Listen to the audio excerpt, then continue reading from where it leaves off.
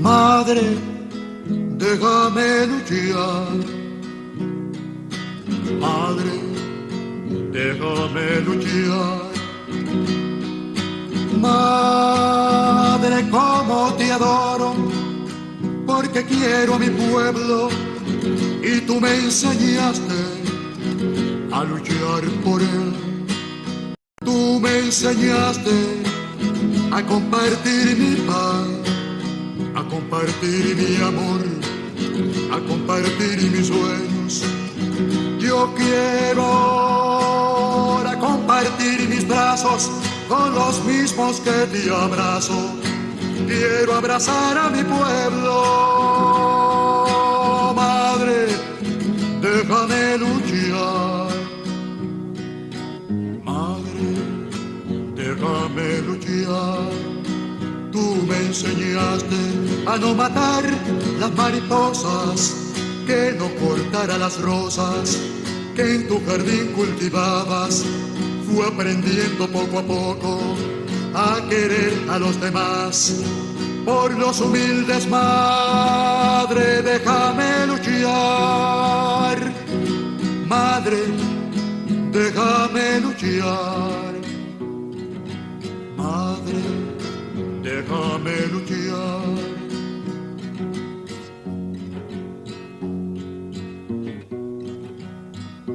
Vamos al aire, tenemos que empezar, no queda otra, hay que empezar otra semana aquí en Ojo con los Medios a través de Labia Yala, después de las elecciones en Venezuela, que obviamente van a centrar el capítulo de hoy aquí en Ojo con los Medios. Inevitable hablar de la victoria holgada de la oposición en las legislativas en la República Bolivariana de Venezuela. ¿Cuáles son los escenarios que se vienen?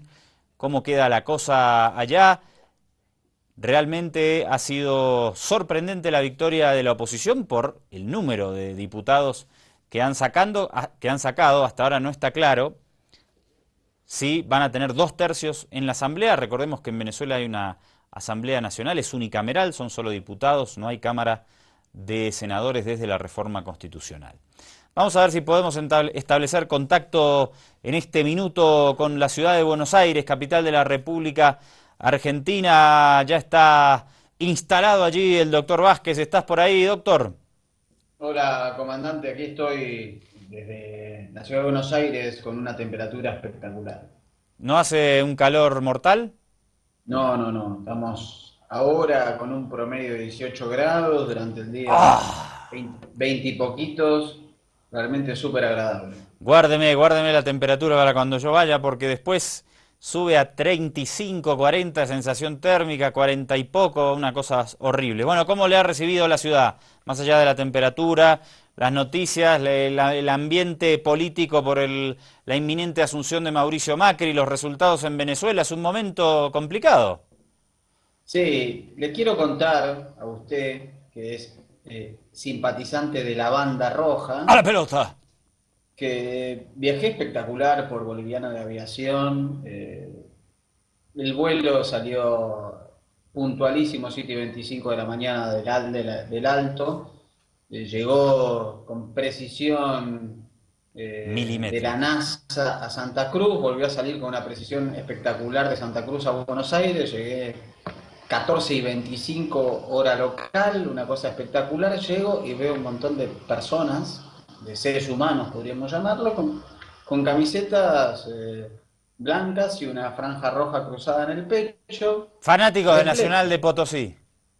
No, justamente de su club River Plate. Digo, ¿qué pasa que están? Y lo que pasaba era que justo en ese momento en que yo arribaba, Estaba previsto ese mismo día, unas horas después, la partida del plantel de River Plate rumbo a su partido en el Mundial de Clubes, y entonces había en toda la Richieri y la General Paz una caravana de hinchas de River descomunal. Así que mi espectáculo fue observar durante kilómetros en la ventanilla un montón de hinchas de ese club. El pueblo en las calles, podríamos decir. Bueno, y en el ámbito Sí, sí. político pudo percibir algo? Y en el ámbito político lo que hay es un entuerto muy fuerte respecto al traspaso de mando presidencial. ¿Qué ha pasado? Tanto Apague el teléfono, la doctor. presidenta como Mauricio Macri se han... ¿Cómo? Apague el teléfono, le digo. Es lo que acabo de hacer, sí. Sí, bien. Es lo que acabo de hacer. Se han enfrascado tanto Mauricio Macri como Cristina Fernández de Kirchner en un debate sobre dónde se debe hacer el traspaso de mando presidencial. Hay un lío, sí, Eh, lo vi. Lo estoy leyendo. Lo estoy sí, siguiendo paso a... Es una novela venezolana. sí, y lo que ha pasado es que la presidenta sacó en su página personal, Cristina Fernández de Kirchner, un relato sobre un llamado de Mauricio Macri exigiéndole que el traspaso sea en la Casa Rosada. Y parece que el tono ha sido, si usted no lo hace, a las 0 horas del 10 de diciembre, ya usted no es presidenta, entonces los atributos me lo va a dar la Corte Suprema de Justicia. Y por eso le recomiendo al seguidor de Ojo con los Medios, que está muy atento a este tipo de señales políticas, que lea cómo es todo el relato del maltrato de Mauricio Macri a la presidenta, donde lo relata muy detalladamente. Así que Perfecto, aún no eso, sabemos qué va a pasar. perfecto, eso es lo que está sucediendo en Argentina, más precisamente en Buenos Aires. El gobierno quiere que se entreguen los atributos en el Congreso de la Nación, como lo establece la Constitución, y el presidente electo Mauricio Macri quiere hacerlo en la Casa Rosada, y para ello se ampara en una legislación, no me acuerdo exactamente. Sí, lo que se dice es que el traspaso, efectivamente de manera constitucional, se hace en el Congreso de la Nación, y que la ceremonia de traspaso de mando, es decir, los atributos, etcétera, eso se hace tradicionalmente en la Casa Rosada, pero constitucionalmente queda claro que es en el Parlamento argentino. En los años 90, 80, efectivamente se hizo en la Casa Rosada. A partir del traspaso que le hizo Eduardo Duhalde a Néstor Kirchner, esto se empezó a hacer en el Congreso como manda la Constitución. Se podría hacer en los dos lados. Perfecto, doctor, El, lo veo ya tranquilo, más relajado. Le digo que aquí estamos en llamas con el tema Venezuela, que acapara obviamente las noticias a nivel regional, inclusive obviamente Argentina, todo el subcontinente. Y Europa también hubo muchas repercusiones, ya las vamos a ver, a repasar en un rato. Pero empecemos por favor, Will, con la 4, para que informemos al doctor Vázquez, si es que no se ha informado hasta ahora, lo que dijo el presidente Evo Morales, que hoy habló en las escalinatas del Palacio Quemado sobre el tema Venezuela. Poneme la 4 al aire, porfa. Ahí está, es una noticia de Herbol. Fíjese, doctor, y sé que está escuchando, Evo llama a una profunda reflexión tras la derrota chavista, dice el titular. ¿Me pueden sacar los insert de abajo para que lea? Un segundo. Eso mismo. Dijo Evo textual, los resultados nos deben convocar a una profunda reflexión, para ver cómo debemos defender nuestras revoluciones democráticas, manifestó Morales. Y le comento que hace pocos minutos ATV sacó un titular que me llamó mucho la atención, que decía que el gobierno estaba dispuesto a negociar con la oposición para que no pase lo mismo que en Argentina y en Venezuela. Habrá que ver en las próximas horas qué significa exactamente esa posibilidad de entablar algún tipo de negociación con la oposición para que no suceda lo mismo. Se lo dejo ahí pendiente. suena Y raro. suena raro, ¿no? Eso lo sacó ATV, no Sí, sé o cuál sea, es es que exactamente supongo la que fuente.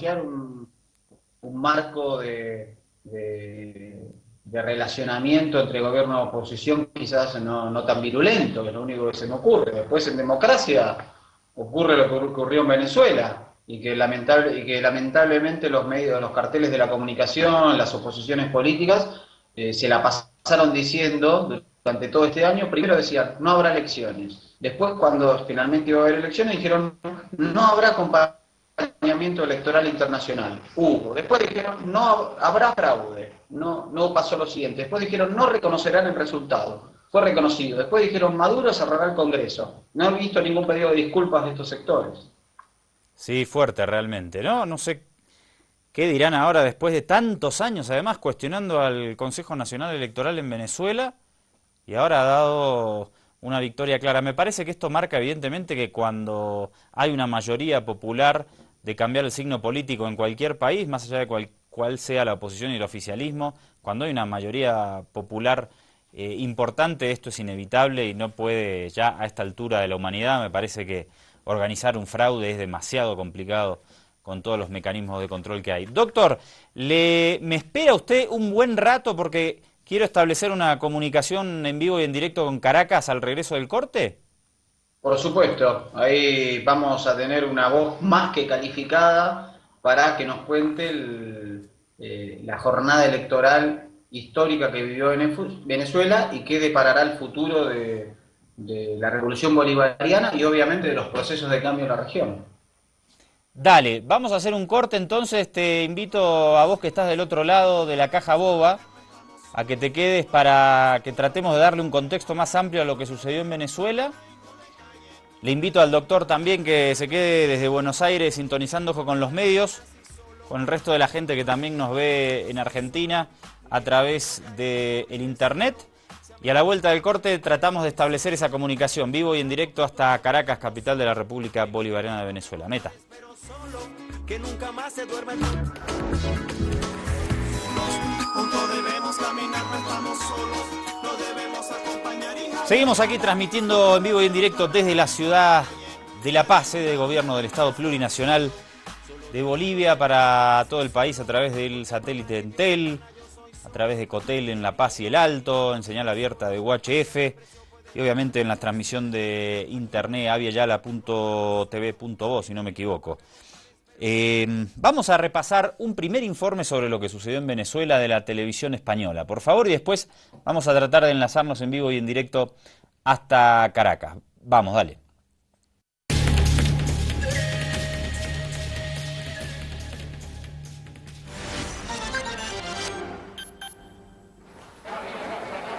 Victoria rotunda de la oposición en Venezuela en las legislativas. El presidente Nicolás Maduro ha admitido la derrota y ha dicho que ha ganado la contrarrevolución. La Mesa por la Unidad Democrática ha obtenido el doble de escaños que el partido oficialista.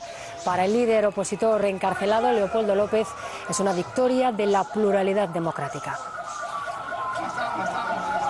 La oposición asegura que ha alcanzado los 112 diputados. Son 2/3 de la Cámara, una mayoría suficiente para destituir a los ministros de Maduro o promover una reforma de la Constitución. A la espera de los datos definitivos, Nuria Ramos, los resultados son sin duda un serio revés para el presidente Nicolás Maduro.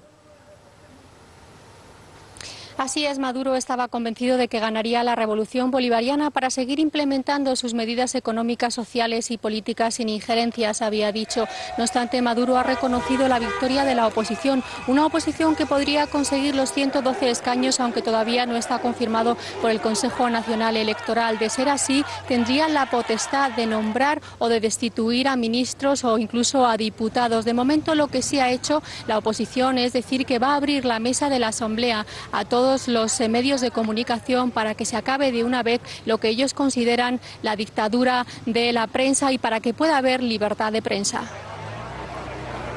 Abrir las puertas del hemiciclo para que puedan entrar los periodistas es la primera medida que ha anunciado la oposición tras su victoria en las elecciones legislativas. Eso lo convirtió Diosdado Cabello en un chiquero cerrado donde solamente podría transmitir esa vergüenza que es el canal de la Asamblea Nacional. 24 horas después del triunfo, la Mesa de la Unidad Democrática ha calificado los resultados de históricos y ha anunciado que la unión, el diálogo y la libertad llegarán al país. logramos las elecciones, logramos ganar y vamos a lograr la libertad de todos los presos políticos. El país vive la peor crisis de su historia, la peor. Ayer los venezolanos derrotaron el miedo. El gobierno ha reconocido una derrota que dejará sin la presidencia de la Asamblea a Diosdado Cabello. A reconocer estos resultados adversos, a aceptarlos y a decirle a nuestra Venezuela: ha triunfado la Constitución y la democracia. Lo aceptamos. La victoria sacó a la calle a los seguidores de la Mesa de la Unidad Democrática que tenían ganas de celebrar. Todos estamos muy felices, tanto en Miranda, que salimos triunfadores, y en el resto del país. Me siento muy contenta por todo y por este nuevo país. Esta es la segunda victoria para la oposición tras el referéndum consultivo de 2007 en 20 elecciones celebradas. Ahí está un reporte introductorio. Esto abrió el noticiero de la televisión española hoy, o sea que marca la importancia geopolítica que tienen las elecciones en Venezuela. Vamos a establecer ahora sí contacto en vivo y en directo hasta Caracas. Marco Salgado es periodista y analista argentino, vive en Caracas hace unos 10 años, es corresponsal de la cadena iraní Hispan TV allí. Marcos, y amigo personal además. Marcos, ¿cómo estás? Un abrazo. Hola Andrés, ¿cómo estás? Un gusto saludarte. Bien, gracias, igualmente. Bueno, ¿cómo está Caracas? ¿Cómo amaneció Caracas, teniendo en cuenta que pasaron 20 elecciones dentro del proceso de la Revolución Bolivariana? Esta es la segunda, o sea, 18 ganó el chavismo y esta ganó la oposición, pero por un margen mucho más grande del que habían obtenido las fuerzas chavistas en todos estos procesos. ¿Cómo se está viviendo esto en Venezuela? Me imagino que es un momento difícil. Es un momento, yo te diría, a ver, es un momento difícil, pero no se ha vivido con tensión. Y ese es un elemento interesante. Aquí siempre antes de las elecciones hay como una gran tensión sobre lo que puede suceder, sobre qué va a pasar, sobre si va a haber violencia o no va a haber violencia. Y esto no sucedió. Y hoy la ciudad amaneció casi como si fuera un domingo, te diría, porque hoy no hubo clases, porque la mayoría de las escuelas se usaron como centros de votación, las clases vuelven mañana, pero por pocos días porque ya viene el receso de fin de año. O sea, daría la sensación de que la ciudad, la ciudad de Caracas, te digo, pero en general en todo el país, porque no hay reportes de problemas en ningún lugar del país, todo es como que ya pasamos a la Navidad o al momento de las Navidades. Ahora, ¿por qué hay tranquilidad? Y esto es un elemento interesante a tener en cuenta. Hay tranquilidad porque, por primera vez, quien perdió admitió inmediatamente, reconoció los resultados del Consejo Nacional Electoral. Claro, quien perdió ahora es el gobierno. Nicolás Maduro, inmediatamente después de los primeros resultados difundidos por el Consejo Nacional Electoral, se dirigió al país por el canal estatal y dijo: nosotros, como ya lo habíamos dicho, como ya nos habíamos comprometido, reconocemos que la oposición en este caso ganó las elecciones parlamentarias y tiene mayoría en la Asamblea Nacional. Eso, por supuesto, desactivó cualquier tipo de violencia, porque recordemos rápidamente, Andrés, en el 2012, cuando ganó Nicolás Maduro, 2013, perdón, cuando ganó Nicolás Maduro la presidencia luego de la muerte del presidente Hugo Chávez, el candidato perdedor, Enrique Capriles, llamó a su gente a la calle a drenar la arrechera, el enojo, y eso dejó 11 muertos, todos chavistas, entre ellos 2 niños que estaban festejando la victoria de Maduro. Eso no ocurrió esta vez, ¿por qué? Porque quien perdió reconoció la derrota y quien perdió fue, en este caso, y por primera vez yo te diría, aunque estadísticamente estuvo esa derrota del año 2007 de la reforma constitucional, eso fue casi un empate. Rápidamente el chavismo, con el presidente Hugo Chávez, con el comandante Chávez a la cabeza, se rehizo de esa derrota. Era un referéndum consultivo, no alteraba la marcha de las instituciones. Uno la contaba como una derrota porque de hecho lo fue, pero no influía tanto. Yo te diría que esta sí es la primera gran derrota, en todo caso, en 20 procesos electorales que tiene el chavismo, y como vos decías, por una diferencia muy importante que le ha permitido a la oposición montarse arriba de lo que ellos mismos criticaban, que era una cierta sobrerepresentación de los circuitos chicos, porque esta es una elección a la Cámara de Diputados, a la Asamblea Nacional, al Parlamento Unicameral, que se decide circuito por circuito. La mayoría de los circuitos ponen un diputado y eso sobrerepresenta de alguna manera, mínimamente, al que queda primero. La oposición siempre criticó eso, dijo que eso era terrible, que eso estaba acomodado para que ganara siempre el chavismo, pero ahora que ellos fueron mayoría por mucho y quedan de alguna manera sobrerepresentados en la Asamblea Nacional porque obtuvieron el 60% de los votos, pero van a la Asamblea como si hubieran obtenido con el 70% de las bancas, no dicen nada, se olvidaron de ese problema o de aquello que denunciaban, tal cual como denunciaban también la supuesta falta de garantías, que el sistema electoral era perverso, que había software que alteraba los datos, que, millones de historias, ¿no? En el sentido que ahora también se olvidaron. Marcos, una pregunta, porque ahí hay un dato que es muy potente. Sacan alrededor del 60% de los votos, pero van a tener más de 2/3, van a manejar los 2/3, o sea, la mayoría calificada. Esto está confirmado, ¿no? No está confirmado. A ver, está confirmado que tienen la mayoría simple, pero están a 2 bancas, digo en función del último boletín oficial, cuando todavía faltaban escrutar y terminar de ver elecciones que estaban muy reñidas en 22 circuitos. Entonces, estaban en 99 bancas, es decir, a 2 de tener la mayoría de 3/5, que es la primera mayoría calificada.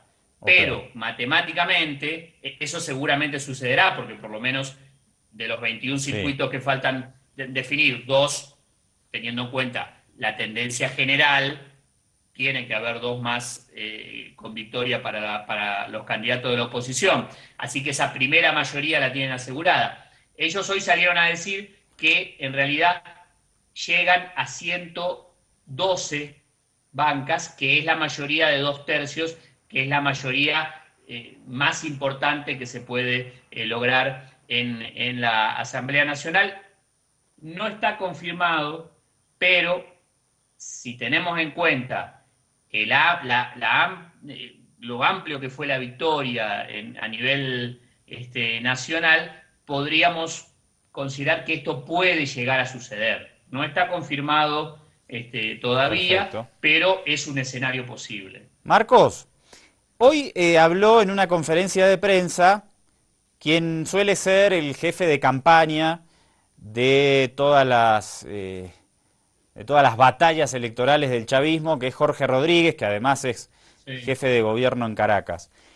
El periodista William Parra, el colega William Parra, le hizo una pregunta. Yo vi que vos estabas presente allí también atrás de William. Quisiera que la escuchemos con vos, porque abre una serie de interrogantes sobre el futuro. Estas elecciones obviamente que tienen que leerse en un ámbito regional. Estarás seguramente al tanto que hoy declaró al respecto el presidente Evo Morales, que dijo que había que hacer una revisión sobre los procesos de cambio, una reflexión. Me gustaría, por favor, que compartamos la pregunta que hizo William Parra y después vos nos ayudes un poco a entender el contexto más ampliamente. Vamos con esa pregunta, por favor. Sí, claro.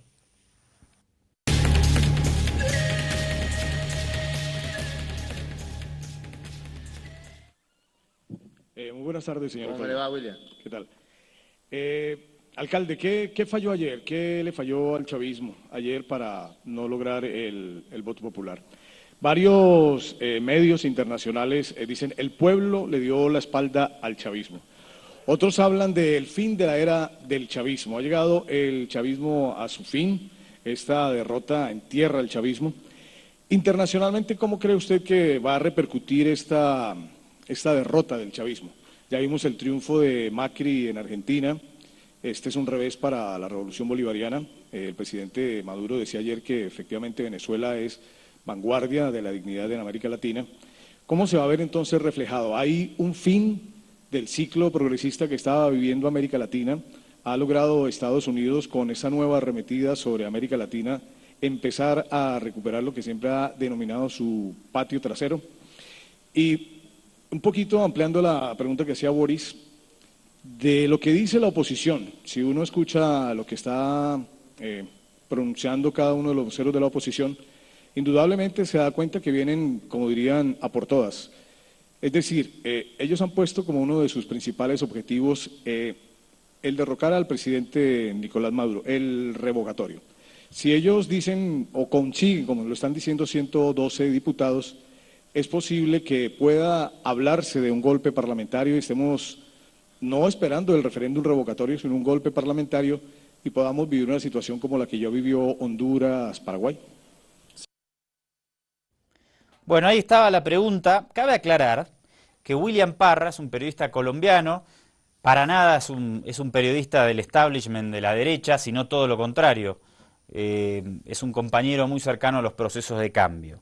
Trabajó mucho tiempo en Telesur, vive hace mucho rato en Venezuela, etcétera, etcétera. Yo no le quiero preguntar a Marcos Salgado que me responda todo lo que dijo William Parra. En realidad no sé qué quiero preguntarte, Marcos. Lo que sí quería mostrar con esta pregunta es que todo esto que preguntó William Parra está instalado en el sentimiento de nuestras poblaciones y las que están y los sectores que están identificados con los procesos de cambio a nivel regional. Porque yo viví 3 años en Venezuela, conozco el sentimiento de los compañeros, nací en Argentina, conozco qué se están sintiendo los compañeros en Argentina, vivo en Bolivia, percibo lo que sucede aquí. En principio, si la oposición logra los 2 tercios, ¿puede directamente hacer un juicio político y derrocar a Maduro como hicieron en Honduras y Paraguay? No, no puede. Eso no está contemplado, ningún mecanismo de impeachment como el de Honduras, como el de Paraguay o como incluso como el que está ahora comenzando hoy justamente en Brasil, puede desarrollarse en Venezuela, no está contemplado en la Constitución de la República Bolivariana de Venezuela. Con esa mayoría, lo que puede hacer esa mayoría de 2 tercios realmente genera el control absoluto y discrecional de todos los alcances que puede tener cualquier cosa que quiera hacer la Asamblea Nacional. Pero perdóname, Marcos, claro. Un segundo, sí. una cosita. El sábado o el viernes se publicó una entrevista a Enrique Capriles Radonsky, líder opositor, en Clarín de Argentina, y él decía que si obtenían una victoria contundente y Maduro no cedía en ciertas políticas, como que sí le tratarían de iniciar un juicio político. O eso al menos entendí. Sí, ellos están coqueteando con esa posibilidad, pero en realidad lo que pueden intentar iniciar es, para que la Asamblea con esa mayoría pueda derrocar a un presidente, tiene que haber cuestiones objetivas, pero vinculadas a la capacidad que tenga el presidente de estar o no al frente del gobierno. Es decir, que lo declaren insano mental. Es una tontería, es absurdo que eso pueda suceder, porque además, incluso, aunque ellos quieran con esa mayoría decir que la Tierra es cuadrada, de cualquier manera, en ese tema tiene que intervenir el Tribunal Supremo de Justicia, que debería dictaminarlo. Es decir, realmente no está contemplado que lo puedan hacer. Sí pueden prácticamente sacar del medio a todo el gabinete de Nicolás Maduro, a todo el gabinete de ministros. Con esa mayoría pueden generar un voto de censura y no permitirle prácticamente al presidente Maduro que forme un gabinete ni con su vicepresidente ejecutivo ni con sus ministros. Eso sí es una atribución que tienen. Ahora, seguramente la oposición, conociendo la oposición de Venezuela, digamos que tiene 2 caminos, en principio, antes de asegurar algo. Uno es decir, bueno, a ver, vamos a trabajar esta mayoría, ahora que tenemos un poder tan importante como controlar y dominar el poder legislativo, vamos a ceñirnos a las instituciones y a lo que dice la Constitución y vamos a generar un juego político en el Congreso, en la Asamblea Nacional. Esa es una posibilidad. Ahora, la otra posibilidad es ir por todo, que es de alguna manera lo que planteaba William en esa pregunta, le planteaba Jorge Rodríguez, ¿no? Nosotros hemos visto a la oposición cómo va por todo, cómo el año pasado generaron hechos violentos que terminaron con la vida de 43 personas, la mayoría chavistas, o personas que no estaban participando de ningún tipo de protestas, ni de un lado ni del otro, y incendiaron el país, o por lo menos algunas zonas del país, durante prácticamente todo el primer semestre del 2014, intentando terminar con el gobierno de Nicolás Maduro en una ofensiva que encabezó Leopoldo López y que le llamaron la salida de Maduro. Con esos antecedentes, uno puede pensar que la derecha venezolana, aunque tenga el control del Congreso, va a jugar el juego que mejor juega y que más le gusta, o el único que sabe jugar, que es el de la desestabilización permanente, el de la intriga. De hecho, hoy fíjate lo que pasó, Andrés, hoy convocaron a un encuentro con el periodismo. Muchos periodistas nacionales, internacionales, llegaron al hotel donde funciona el comando de campaña. ¿Qué pasó? No era una rueda de prensa, no iban a contestar preguntas, iban solamente a denunciar que el Consejo Nacional Electoral no estaba diciendo que ellos tienen 112 bancas. Un poco el Consejo Nacional Electoral está diciendo lo contrario. Pero digamos, de nuevo recurren a la denuncia, al escándalo. Cuando se les quiso preguntar, bueno, pero a ver qué van a hacer en el Congreso, son mayoría, ¿qué van a hacer en la Asamblea Nacional? ¿Qué van a proponer? ¿Qué van a llevar? ¿Qué propuestas? ¿Cómo se van a mover? Nada. Entonces uno puede presumir que probablemente elijan de nuevo ese atajo de intentar salir del gobierno de Maduro a como dé lugar, intentando forzar interpretaciones de la Constitución, intentando poner contra la pared al Tribunal Supremo de Justicia. Pero Marcos, a ver, vos contame cómo es más exactamente. Lo que yo percibo desde aquí es que hay una división en la oposición. Enrique Capriles dice que se va a mantener dentro de la línea de la democracia, no apoyó el tema de la salida. El viernes nosotros pusimos aquí al aire el documental de la salida para explicar quién era Leopoldo López, pero Capriles se muestra desde otra posición. Te propongo también, por favor, pongamos la nota 10, Will, y haceme un favor, adelantalo 2 minutitos para escuchar el último minuto de Enrique Capriles, donde reconfirma que hay divisiones en la oposición, pero que él se quiere mantener dentro de la línea institucional, digamos. Y después lo charlamos un poco más con Marcos. De revancha, ni mucho menos, ni esas cuñas de televisión, o toda la campaña de la que yo fui objeto, todos los avisos de prensa, la campaña millonaria para tratar de meterle miedo. El pueblo está clarito. Ahora, el pueblo ayer votó. No, por eso que yo insisto, humildad. El pueblo ayer votó, mucha gente votó para castigar al gobierno. Eso es una gran oportunidad para nosotros. Ese voto castigo tiene que convertirse en fuerza política, social, en una fuerza que es la que hemos convocado y que hemos mantenido ese camino, de que tenga una base sólida, que sea una fuerza sólida para imponer lo que siempre hemos dicho. El cambio en Venezuela es democrático, constitucional, pacífico y electoral. Esa es una definición fuerte de Enrique Capriles. Yo entiendo también que él no maneja a todas las fuerzas opositoras. ¿Cómo lo desgranamos esto? No, bueno, es interesante esa declaración porque Capriles está diciendo algo que en definitiva es verdad y que la vocería oficial de la Mesa de la Unidad Democrática no está diciendo, que es que esos votos del voto castigo, dice Capriles, que son aproximadamente a grandes números 2 millones de votos, que son los que le dieron el caudal tan impresionante de casi 3 millones de votos de diferencia a la oposición en estas parlamentarias, lo cual lo pone a la puerta de la mayoría de 2/3.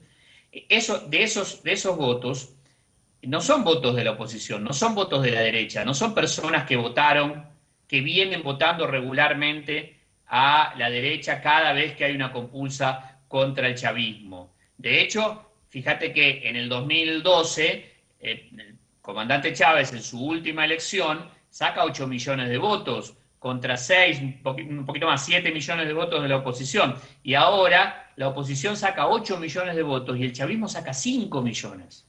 Entonces, ahí hay una cantidad de votos de gente que votó a Hugo Chávez en el 2012, incluso de 1 millón de personas que votaron a Nicolás Maduro en el 2013, y en buena cantidad van hacia la oposición. Es un voto castigo, en definitiva, como lo dice Radosky. Y él mismo admite, ahora tenemos que convertir ese voto castigo en una fuerza, cosa que no está claro, que no necesariamente va a ser así. O sea, es muy difícil. Es muy difícil prevenir que puede suceder, porque está el tema de convocar un referéndum, creo que es a partir de abril que podría realizarse, de alguna oposición que pueda, no sé, excitarse con esta victoria y buscar una salida otra vez anticonstitucional. Me parece demasiado torpe, teniendo en cuenta los resultados que hay por la vía electoral, que es lo que está destacando Capriles en este caso. Pero vos, conociendo más de cerca a la oposición, ¿cuál te parece que podrían ser los próximos pasos? No van a esperar a que Maduro termine su mandato.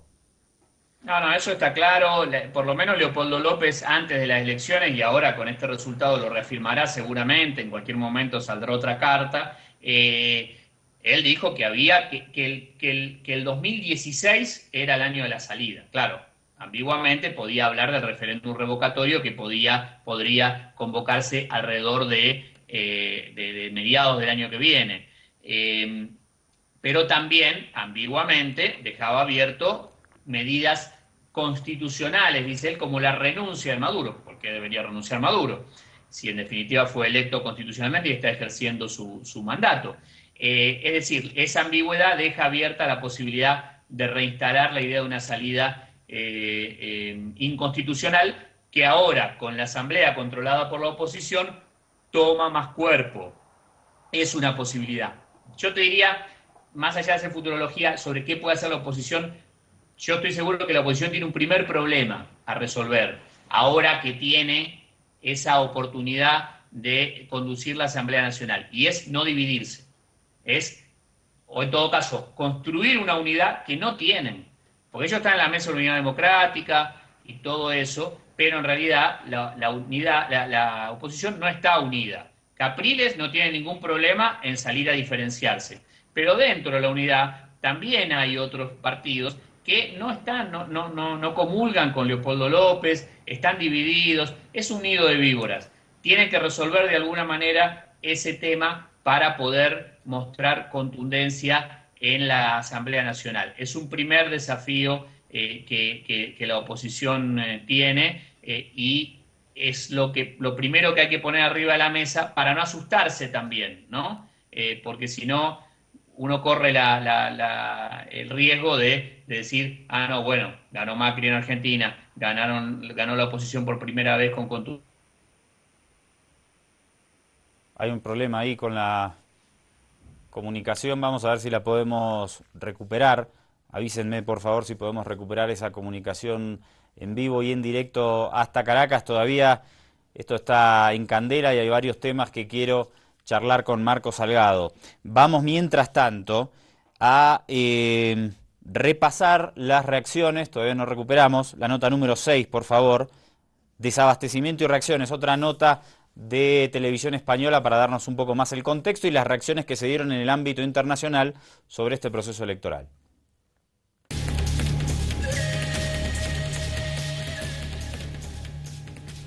Imágenes como esta dicen mucho del resultado electoral.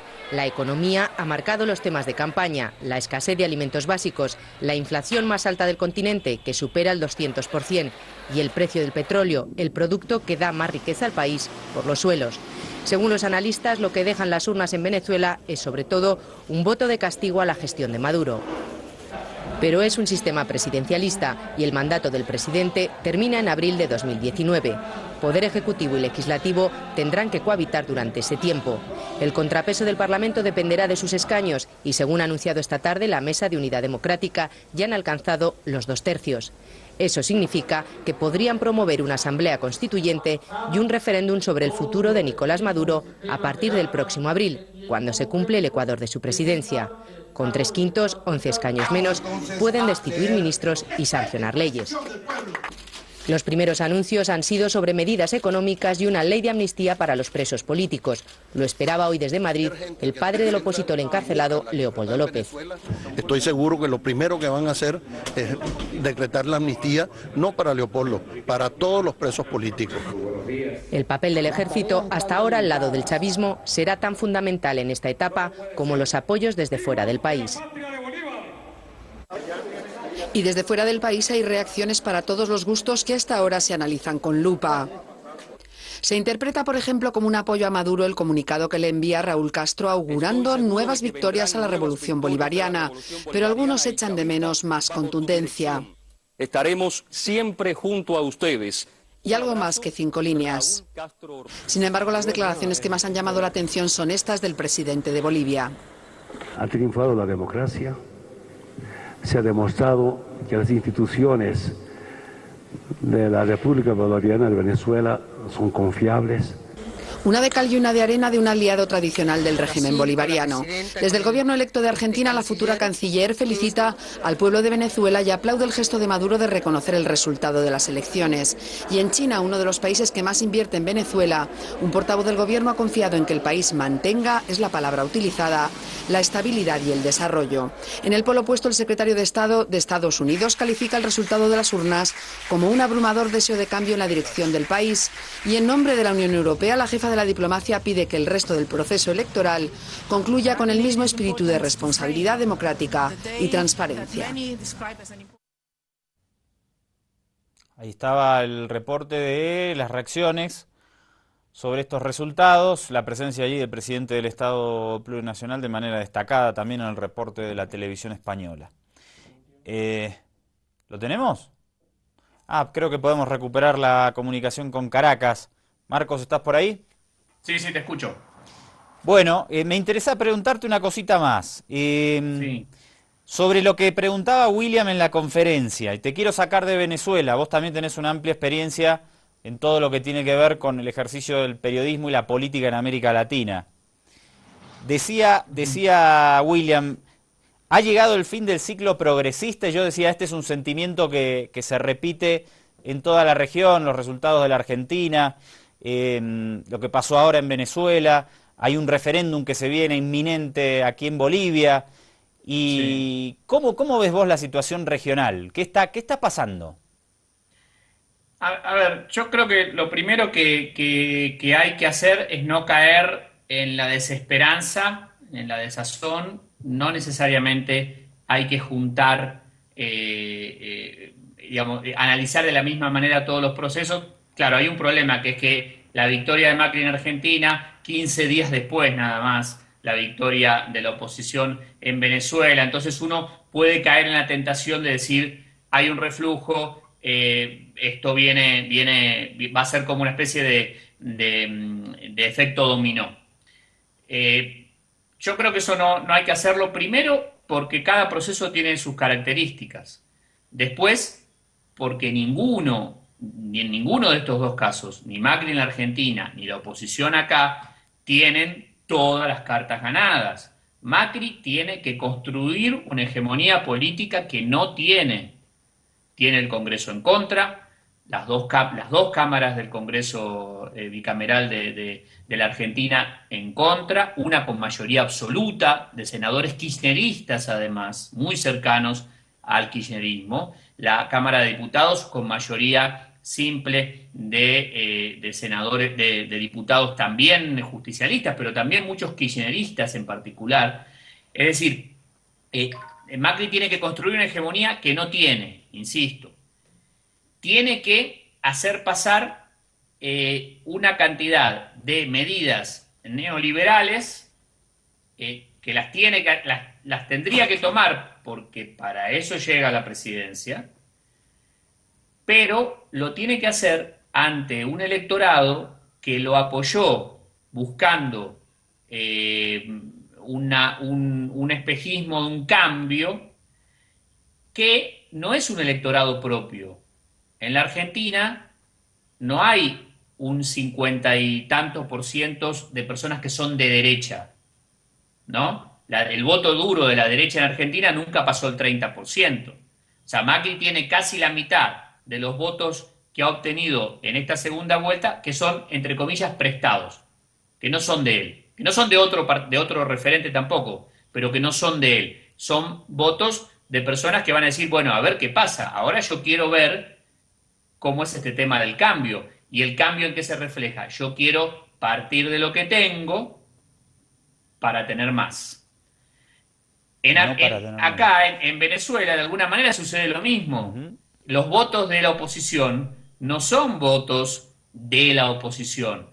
Hay 2 millones de votos, por lo menos, de personas que están cansadas de la situación económica, que no entienden necesariamente o no ven que toda la responsabilidad de la situación económica, de la inflación, del desabastecimiento, sea de empresarios privados o de presiones externas, sino que le achacan una parte de la responsabilidad al gobierno, creo yo, con razón, porque el gobierno no lo ha logrado resolver, y esto hay que decirlo con todas las letras, es un problema. El gobierno de Nicolás Maduro no logra atinar medidas claras que puedan de alguna manera contener esa presión, ese sabotaje permanente de la economía, pero son votos que van a ver qué es lo que hace esa oposición con ese voto de confianza. Así como se lo dieron ahora, se lo pueden retirar cuando, en un eventual referéndum revocatorio,